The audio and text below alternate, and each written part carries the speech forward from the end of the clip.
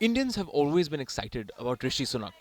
Sunak is the UK's first Indian origin Prime Minister, and he's a leader who hasn't been afraid to talk about his Indian roots. However, despite his affinity to India, his policies as Prime Minister, particularly on immigration and visas, have proved deeply damaging to Indian students who live and work in the UK. India Today Global talked to three Indian students about their experiences studying in the UK and how their aspirations to stay on and make UK their home have been made that much more difficult by Rishi Sunak's policies on immigration. So, can you tell us a little bit about how the attitude towards immigration has changed? When you came in, when you got your job, those are of course years where, as you were mentioning, that the immigration visas or the system towards immigration had seemed much more positive, much more welcoming. Things seem to have changed right now with, of course, these new schemes being introduced to raise the minimum salary threshold to for which visas can be sponsored. Can you tell us a little bit about how things have changed in terms of the openness to immigration from the government and how the policies have changed over just last couple of years? Yes, absolutely. A lot has changed, and it's very perceptible also in the last 3 to 4 years. So when I came in, things were a lot more friendlier, Mm. and as I said, the PSW visa was just introduced. But I think since 2022-23, things have Mm. gone downhill from a government standpoint and Mm. their attitude towards immigrations. I think I'm not sure what the reasons are. Maybe it's because of the spike that happened in 2022. Mm-hmm. But from what I saw in my own surroundings, so just to give you an idea of what I'm talking about, 1 year before me, so my senior, there was just one senior who got in at Cognizant on a sponsored visa. Mm. From my batch, there were four people, and four is quite a significant number given our batch size, which is around 100. Mm. And from our junior ones, and it's been 2 years since nobody has gotten hired. Mm. And most of the people, and to give you a percentage wise, lump sum around 60 to 65% of my batchmates, of my Indian batchmates or foreign batchmates, they got sponsored in 2022. Right. But if I look at the stats for the last couple of years, it's down to around 10 to 12%, which is quite low. So personally, what I saw was the impact was not so much on my side, but it became extremely difficult for me to recommend UK to anyone. I was fortunate enough to not even after the policy changes not fall into certain brackets, but I know a lot of friends from LBS outside LBS who literally had to start planning forward a year ahead how to dump their life and move back to India. Many of them wanted to bring their dependents. Some of the students I was mentoring wanted to even bring their like children or wives for either the MBA program or the Mm. MIM program. Yeah. And afterwards, it was like, okay, UK was not an option anymore. Mm. Personally, it impacted my personal life more because I lost out on a lot of good friends Mm-hmm. in London. But yeah, Mm. aside from that, Master's degree in structural engineering. I finished it in 2022 December. And since then, I've been on lookout for a job, and I have received a couple of interviews where where I gave some interviews and I did very well. Well, when you give an interview, you know that like whether you are going to make it or not. Mm-hmm. You have that conscience in you, right? So I did fairly well in interviews, but at the final stage where I was about to receive an offer letter, I get a mail from compliance team that HR compliance team that I was unable to go through the interview. Mm. So after asking to the managers who I gave an interview about it, they told me that the issue is not you as a candidate but your visa status. Mm-hmm. So that's what the all the companies wherever I got rejected has been telling me.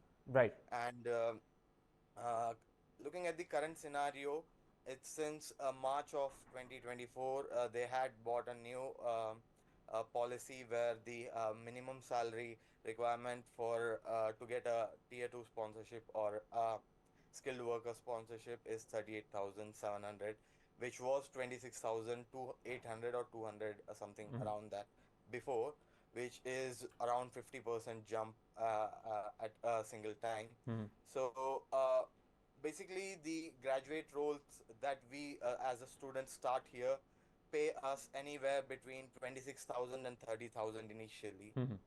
and to get salary margin is pretty difficult in the initial stages of your career. Right. So this rule has, I would say, really impacted many of students like me, who has come here with many aspirations to get into the job market of UK, explore this, and gain some knowledge and experience by working in the industry here, and go back and contribute to our economy as well.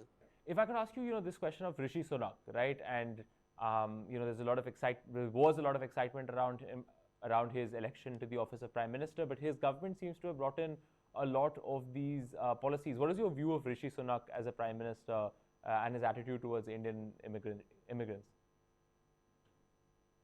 I think he's not very immigration friendly. He's also trying his best to curb the immigration.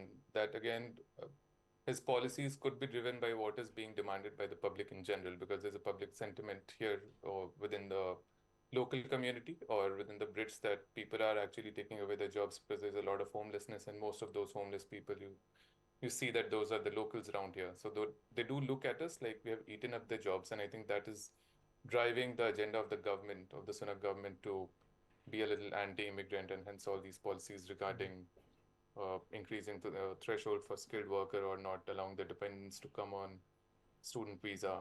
I would say it's a dichotomy because as much as the government has made it clear that okay, we do not want even legal international migrants, the people on the other hand, if you see how accepting they are, how welcoming they are, even the students for that matter, and how even in the local election how badly the Tories are being were legit got thrashed, Right. and even with the latest reports, it's a very weird thing. So I personally, I'm not expecting to even see the Tories come back after July 4th. Right. But yeah, I would say after that, after give it like a few months or so, it should become a welcoming place aside from the economy side. Right. Just your sense of, you talked about a little bit earlier about whether you would be able to recommend the UK as a place to study and work. If someone came to you today and said, look, I'm considering going to the UK for my higher education, would you be able to recommend that place?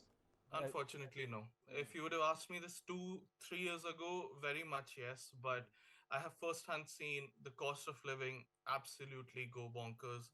I have seen the housing, the massive housing and the heating crisis. That, for example, today when I went personally, I was paying about £1,400 for a single bed apartment in central London in Camden. Now it's even difficult to get one room in South Hall in say 1200, and South Hall is like ages like from central London, where most of the universities are. Aside from that, just taking an example, um, uh, because I used to cook personally and a grocery shop, I would see like okay, earlier the price of 1 kg of chicken drumsticks would be like what, 1.7 pounds. Okay, now last I checked, it was what, even in a place as cheap as Aldi's, it was 2.9 pounds. Wow. Okay, most of it happened during Liz Truss's era, but to be honest, Sunak hasn't helped.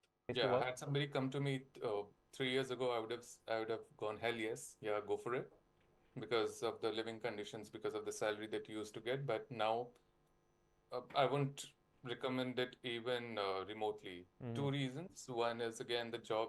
One is again the non-friendly immigration visa policies. A lot of visas are getting rejected. You have a minimum salary threshold and whatnot. And the second is the job market itself has gone down. That has not necessarily to do with immigration, but overall, I think the UK economy has gone downhill. Uh, Hiring is frozen. You don't get hikes, or even if you get those, are very minuscule hikes. Right. See, in terms of study, this is a very good place. You get a lot exposure to very different kind of market, and the approach that the academics here have is very different to what we had in India back. So to study, it's a very good place, and even to work after study, it is a good place. But depending upon the roles that we are looking, if we are looking for graduate roles, initially it would be a bit difficult. If you have some experience and if you have gained some knowledges, gained some skills which are very scarce in this country, I would say for medical, I would say anything health related or health sciences related courses are very good here, Mhm. because that is one of the most shortage occupation currently in the UK market, and it is very good for them.